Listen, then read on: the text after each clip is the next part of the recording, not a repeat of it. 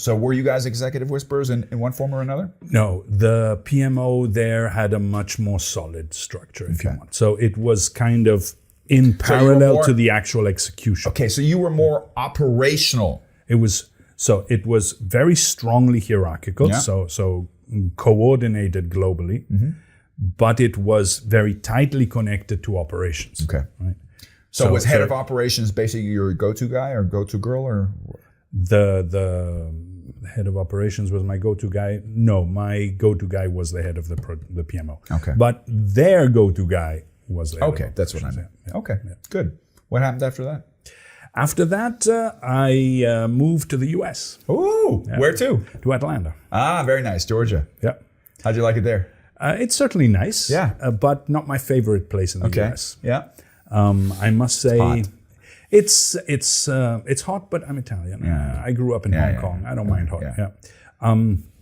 It's a cool place, and Buckhead's some nice you were in bars. Buckhead. Anybody who's never been to Buckhead is almost like a different part. It's like the exclusive part of I once stayed at the Ritz up there. Yeah, and good bars. Yeah. Though I must say that my favorite bar was in a very different place, pretty rundown shack called the Northside Tavern. Okay. Anybody who ever goes to Atlanta should look up the Northside Tavern. Here's for the Northside Tavern. Yeah. And it's probably the best blues bar I have ever seen. So more live authentic. music every single Buckhead's day. not very authentic. No. Okay. I mean, you arrive to the entrance of the Northside Tavern, you say, I'm not going to exit alive, right? But then you do. It's a culture shock. Yeah. So what did you do in Atlanta?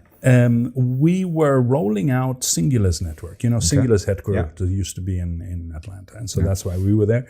We were rolling out the Singular network, and I was the cost and progress manager for the whole Singular contract. Yeah. Good.